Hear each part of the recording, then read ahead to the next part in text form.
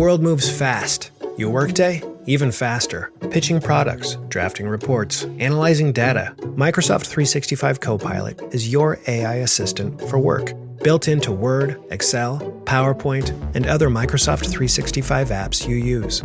Helping you quickly write, analyze, create, and summarize. So you can cut through clutter and clear a path to your best work. Learn more at Microsoft.com/M365 Copilot. This episode is brought to you by Trace Minerals. Most people aren't getting the minerals they need to support optimal movement, and your body doesn't make them on its own. That's why Trace Mineral Drops delivers over 70 essential minerals to help restore what your body is missing. So, if you're choosing just one supplement, make it minerals. Trace Minerals. Minerals keep you moving. Save 20% on traceminerals.com with code PODCAST. Welcome to Sephora. I'm looking for a perfume that's not too perfumey. I got you. Serum moisturizer or moisturizer serum. Let's get into layering. My concealer is making me look worse. Sounds like the wrong shade. Let's get you matched. There's only one store that really gets what you're going for. Get beauty from people who get beauty. Only at Sephora. Hi, Let's get you a basket. Welcome to another Find the Edge production for the Premier League Cricket Club. Connecting players and coaches, clubs and leagues, volunteers and supporters alike, you're in the right place for the best of the 33 ECB Premier Leagues and the 20 NCCA counties, bringing you the stories, the stats and the standout performances that make this game great. Don't forget to hit the subscribe button to both our Premier League and NCCA shows so you don't miss any episodes. Now, shall we get stuck in? So welcome everybody to another Overseas at the Crease from the Premier League Cricket Club, where once again we're going to catch up with one of the players who's spending their winter away from the English chill, trading rain delays for ridiculously heat, which you'll hear about shortly. This week we're talking to, currently playing out in Melbourne, Will Tripcony of Bashley, Dorset, Cardiff University and Challengers last season, where he scored over 2,000 runs, and playing in the Victoria Sub-District for Elsternwick. And it's fair to say it was warm last weekend for you, Will, wasn't it, mate? Yeah, probably the hottest I've ever played in. I think highest was 41, and that was when I was batting, so it wasn't ideal. But yeah, pushed through. We got the win and got 80 as well, actually. So yeah, it was nice to get a few. Was it one of those days that you went out there thinking, I just want to get on with this and get off here because it's so bloody hot? Yeah, when I was batting, it was actually getting real tough to sort of stay focused because that heat is so, like, you can't escape it when you're out there. But yeah, it was, once it was done, I was kind of happy we played. Whereas before we actually went out, I was kind of hoping that the cut-off was 40 and that we'd get cancelled. But yeah, it was good that we played and happy the boys won. Oh, well, you know, if we get one weekend even close to that in the summer in the UK, we're happy, aren't we, to say the least? Yeah, hopefully it's a warm one this summer. Absolutely, definitely. Hey, right, let's do a quick warm-up before we get into what's going on down under with you. So, very quick fire if you can. What was the first thing that hit you when you landed in Australia? It wasn't actually the heat. It wasn't very warm when I landed. It was probably just under 20 degrees, but yeah, I arrived at the airport, got picked up from two of the lads at the club. Yeah, real good, like, first impressions. And yeah, they took me to my place, got sorted, and yeah, pretty much hit the ground running from there. The way to do it. What's the best thing you've eaten so far? Oh, that's a great question. I've had their sort of, like, I think they call it the national dish. It's a chicken parma, which is basically, you've probably heard of it. It's just fried chicken with a bit of tomato and cheese. So that's probably the best answer if I could give like an Aussie sort of answer. Absolutely. What's the one thing you wish you packed but you didn't? I'd say I was pretty organised with everything. I actually would have thought more jumpers because when I got here it was real cold, but I brought out 2 jumpers, which was a bit of a mistake. But yeah, if I had done it again, bring out another 2 jumpers, I reckon. You're in Melbourne. What do you expect? 5 seasons in one day, never mind 4. Yeah, exactly. It's mad there, isn't it? Got to ask, you know, how is that tan holding up? Or are you just putting so much sunscreen on that you're going to come back looking as though you've not been away? Well, I got burnt today. Actually, I was at the beach, but first time I went, I sort of just thought it would be like the English sun, but yeah, it's completely different. Sort of UV of 12 most days, and yeah, if you don't put sun cream on, you're in a bit of trouble. Absolutely. And let's talk about the boys at Elsternwick, and let's just throw someone under the bus. Who's got the worst gear in the Elsternwick dressing room?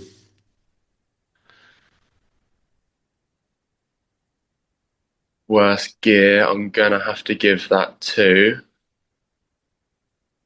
the skipper, Zach. That'll go down well, obviously. Hey, let's talk about the cricket since you've been down there now. You played a lot of cricket last year. 50 plus games, 2,000 runs, had a phenomenal season to say the least. What's been the biggest difference you found out in Melbourne compared to the games that you played back in the UK?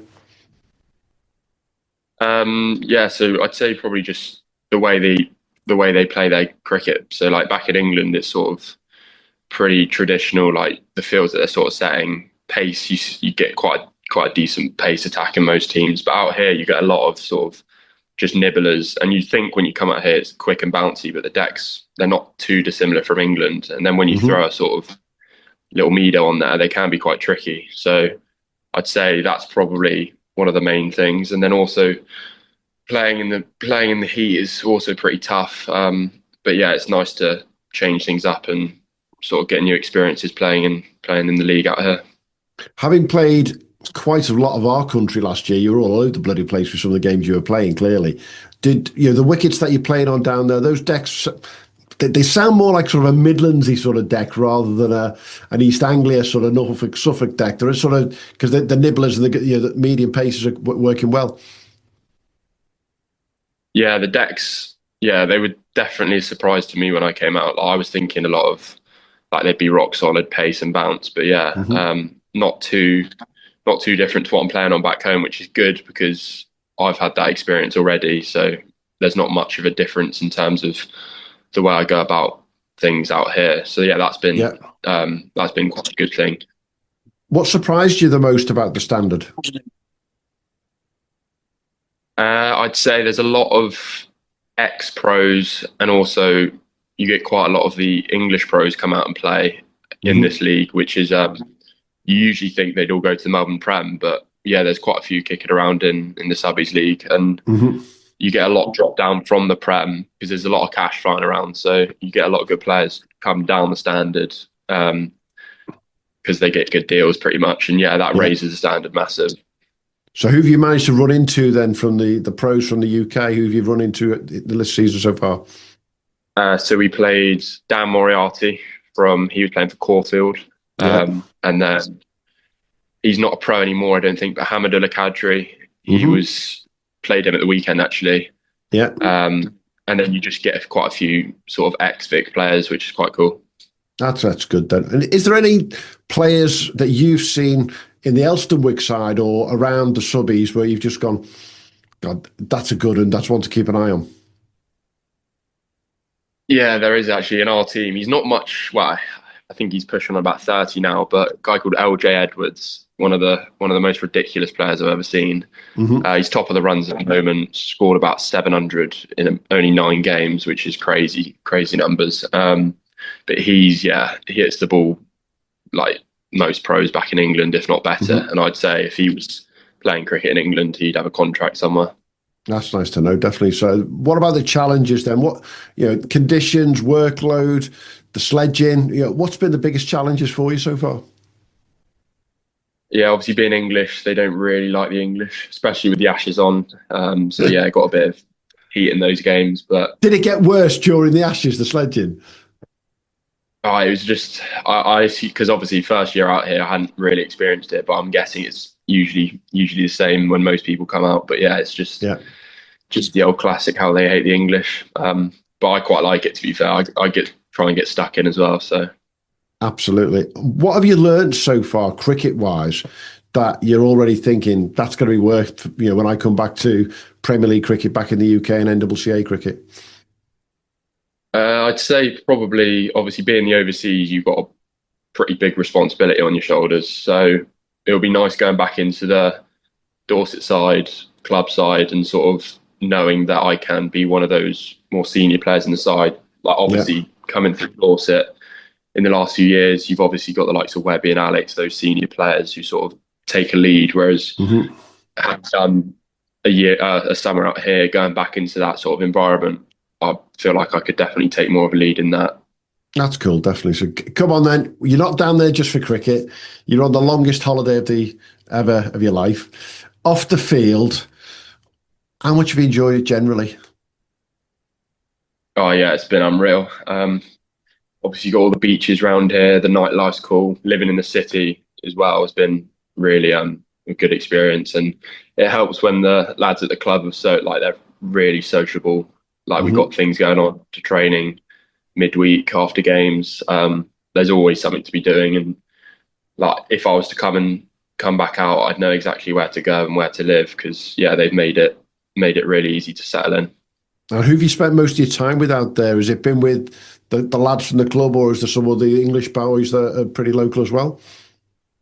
So spent a lot of time with the boys from the club, and then also, well, I'd say there's a lot of boys back home that I know. So spent a lot of time with Eckers, Joe. Played a lot of golf with him, a lot of nets. So yeah, I'd say he's probably one of the ones I've spent a lot of time with from back home. But yeah, it's nice to meet a load of new lads out here, and yeah, I'll keep in touch with them when I go back. Absolutely. You must have found some favourite local spots, for people who are listening or watching and going, I want to play in Melbourne next year. Is there somewhere you can say, that's where you've got to go? It depends what you're after in terms of sort of like the nightlife sort of area. Place like Richmond is the places to be. Like there's some unbelievable bars around there, and then also just the food out here is unbelievable. All the cafes, like they take pride in all their food and that sort. So yeah, Richmond is probably the spot, I'd say. Okay, there. And bore us senseless. What does a typical day off look like for an English player overseas? Probably wake up about 9:30, smash down some breakfast. I'm lucky enough to be staying in an apartment with a pool and sauna, so probably hit a gym session, then go chill down by the pool if the sun's out.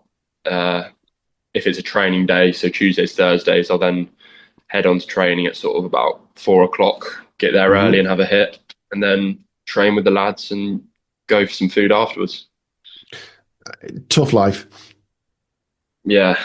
And how's the accent coming on? Is there any sort of twang that you're picking up, or any phrases that you're finding yourself saying too much? No, I'm keeping it pretty standard, although I can drop someone in it. But Connor Smith, I phoned him up a few weeks ago, and he sort of had a bit of an Aussie twang about him, and I let him know, saying, look, what you doing, mate? He can't be seen back in Bournemouth ever again. Yeah, well, he's been out here the last 3 years, so I kind of understand. Absolutely. So come on, talk about back home. Which of your teammates, clubbies, Dorset, challengers, which teammates do you think would hate to be out there? Well, he's actually here right now, which is quite funny. Finn Gordon. I would have never have thought he would have been the type of guy to come overseas. Sort of like, he's done well since being here, really well, actually. But yeah, I'd say I wouldn't have thought him to come out to Australia, but fair enough, he's here. Absolutely. And what about the other way around? Who do you know who's not been out there yet, and you've got to go back and say, get your backside out there, you're going to love it? That's a good question, that. From the Dorset lads, I think a lot of them have already been out, but who could I pick out that team? I'm not sure if Webby's been out, and it might be a bit late for him to come out, but what are you saying? To be honest, I'm not saying that he's old, but I'm saying that he's got a wife, and he's probably looking to settle down in the UK. But I'd say if he gets a chance, why not? It's such a cool city. Yeah, absolutely. What about when you do get home? You'll be home in March, April, sometime around then. What's the first thing you're looking forward to doing when you get back home?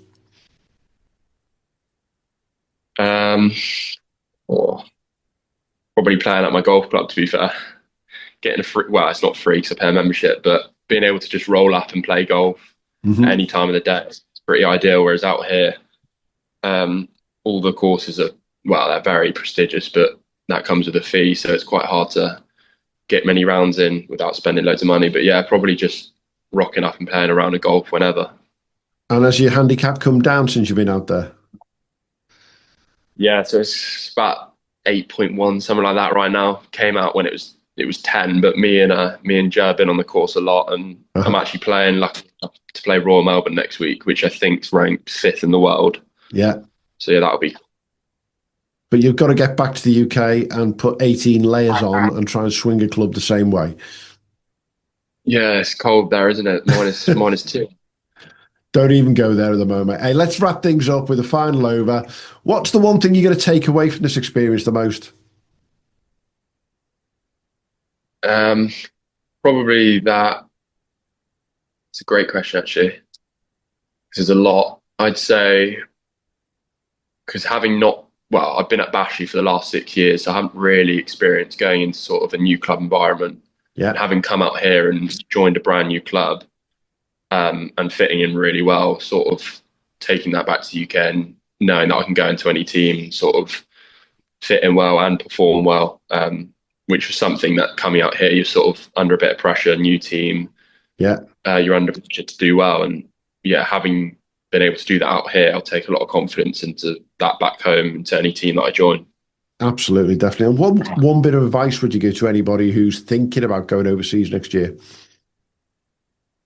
I'd say, well, plan ahead in terms of make sure you suss sort of the area out, because I got lucky with where I'm living at the moment, being in the city, but because before I came out, I was potentially looking at living just outside, but had I done that, I would have regretted it massively. So sort of, looking into where you're living, asking mates who have been out and sort of getting the an idea of what places are good. That really sort of gave me an idea where to live, and yeah, I've loved it. Absolutely. Last one, most important question of the lot. Who does the better tees, English cricket clubs or Aussie cricket clubs? 100% English cricket clubs, because half the teams out here can't even really, they put a tee on, but it's not great. We've got to get one over them, haven't we? It's going to be consistent, that one. We've got to get one over on them, definitely. Yeah, definitely English tees. Absolutely. Hey, great to speak, Will. Can catch up with you. Enjoy the rest of the season out there, and obviously look forward to catching up when you're back in the UK. Cheers, mate. Good to talk to you. Thanks for joining us at the Premier League Cricket Club. We'll be back soon with more from the world of Premier League and NCCA cricket. But in the meantime, don't forget to subscribe, leave us a review and follow us wherever you get your socials. Or maybe check out our website, premierleaguecricket.co.uk, to stay updated. Until next time, have a good one.